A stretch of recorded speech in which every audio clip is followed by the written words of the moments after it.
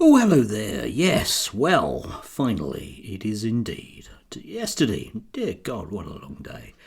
Way too autumnal for my delicate little body. I'm getting old, very old.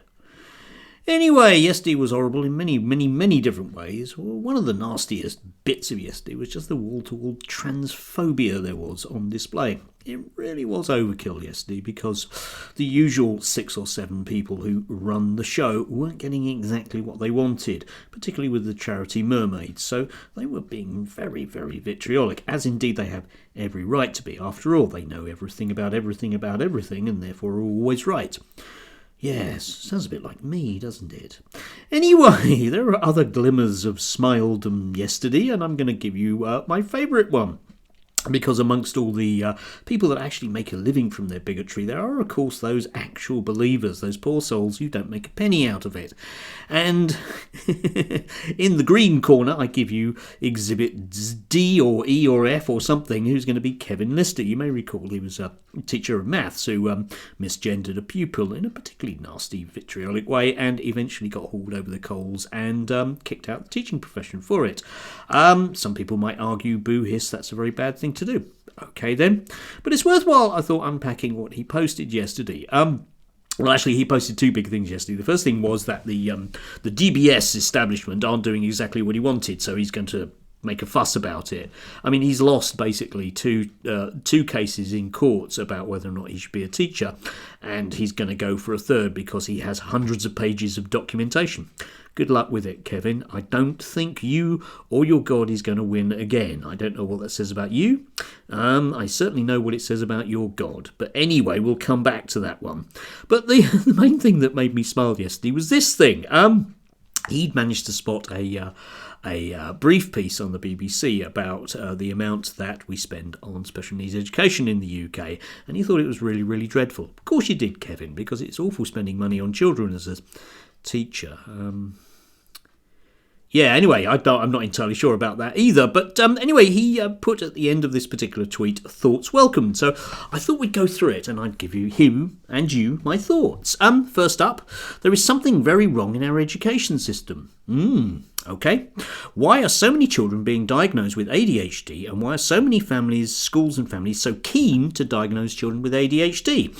And you can see that Kevin falls at the second hurdle there because schools aren't keen to diagnose children with anything. There was a built-in plus to the system about 20 years ago under Labour, which gave schools more money for SEN children, but it doesn't exist anymore. So they're not very keen at all. It's a bit of a pain, and those of us that actually do work in the field, cough cough Kevin, will tell you that you need you're going to have to go through either a private route, go through your GP, but you'll probably end up somewhere along the line with an educational psychologist who, if you like, are just sort of wokeists going mad. But it's a bit of a stretch to say so. Yes, so why are so many children being diagnosed? Well, because diagnoses come around. We recognise things. Come back to that concept. Does ADHD even exist? It didn't when I was growing up, and its diagnosis is today at best subjective. Yes, and here you see Kevin once again sort of falls down because he can't quite get his head around the idea that maybe when we look for something, we find it. You know, you tend to sort of like decide that you want to increase stop and search in black neighbourhoods. And oddly, what you discover is that loads of people are carrying things which justifies you doing stop and search. That's the way those things work, I'm afraid, is a certain, push me, pull you, cause and effect thing. But does it even exist? I don't know, Kevin. There are lots of things that don't exist. Kevin's a very firm, committed Christian, so I think he should start there about things that may or may not exist in terms of his own personal morality. I personally don't believe in invisible sky people. I do, however, work with quite a lot of people with ADHD, work with quite a lot of young people with ADHD, and you can argue that the symptoms the behaviours they display to me are just kind of made up and put on because some educational psychologist has had a chat with them. But it really doesn't feel that way to me. Perhaps I'm just wrong about that. Probably am. No doubt get plenty of comments saying that I am. Yes, I know of doctors who say almost every one of their child patients have an ADHD diagnosis. Yes, they might well do. I know an awful lot of teachers who would say that An overwhelming majority of the children they work with have an autism diagnosis, but that's because I'm an autism specialist. It's not what you can extrapolate out across the population. Lots of people are now getting these diagnoses because we're sort of recognising it as a thing. Back in the early 80s, Kevin would argue there was no such thing as autism because nobody was diagnosed with it. However, I went to school with certain kids that were definitely autistic, just didn't have a name for it. They were odd. Yes, I'm sure lots of you can think of the same people that you went to school with. Didn't have a diagnosis. Doesn't mean that they weren't real, though. A bit like others, like people that are other things. Yes, we have had schools indoctrinating children that they may be born in the wrong body and forcing families to accept this. Yes, you may have read all those reports about teachers, armed gangs of teachers going out there holding parents at gunpoint about the what they think about their children. It's not quite the way the world works, of course, but in Kevin's world, it does. It's the reason why there are so many people with an ADHD diagnosis is because teachers are forcing parents to accept that that's what their children are. Okay? Have a think about that briefly and how that may or may not be true. Up to you. Is the surge of ADHD NAC referrals another case of schools indoctrinating children? No. There you go. Simple as that. If there's an awful lot of stuff out there in the media, it might be the internet, if you like, blame the internet, but there were sources of media a long time before the internet. Don't forget we've had pamphleteers hard at work in this country since the 15th century, so can't really be that. You can't particularly blame things. That if you get a lot of stuff in the press about the way that things are or aren't real, then loads of people will pick up on that. For example, loads of people will read stuff in the press about the fact that there's no such thing as trans people, and they will very often take that on board, let's say with a kind of religious bent, and just decide that they're absolutely right about whatever they do in their job, and then complain bitterly about the fact that they get into trouble for it. Just going to put that one out there, Kev. Yes, Labour supported the indoctrination of children into the transgender cult. And BP Phillipson MP has still not introduced the guidance of schools on gender questioning children. Is it any wonder that she's saying it will take time to turn the ADHD crisis around?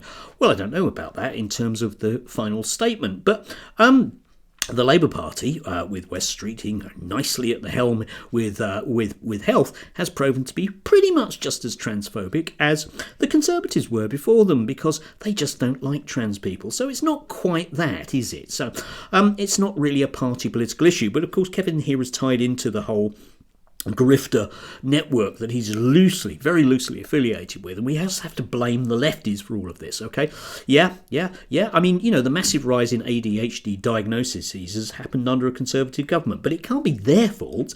It must still be the Labour Party's fault because that's the world that he lives in. But it's not the world that I live in, or indeed any of my students live in, or indeed I think the rest of you should live in. At all. Okay, you will get lots of things in medicine that come around in terms of people getting more diagnoses at certain times than others.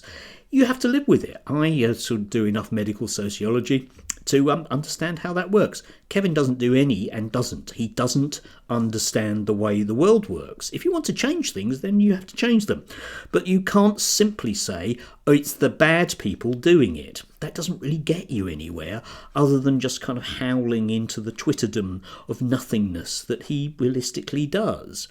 Anyway, here we go. The costs are staggering. 10.7 billion is getting to the cost of a Trident submarine. Yes, they are worthless amounts of money, aren't they? Or more than the annual support of supporting Ukraine. One might argue the same thing. Or the prison shortfall. We could have a long chat about criminal sociology, criminology itself if you want, but I don't think Kevin would want to do that because someone like me actually does kind of know about these things in ways that Kevin and lots of the others just don't. Yeah. Is ADHD diagnosis now undermining the security of the state? Yes, it definitely is, Kevin, because we do have to make a choice between a nuclear-armed submarine that the Americans can control, or just simply missiles that we could give to the Ukraine, or maybe spending a bit of time with our own young people. And I think Kevin really knows which side of those of that basic coin that he's on.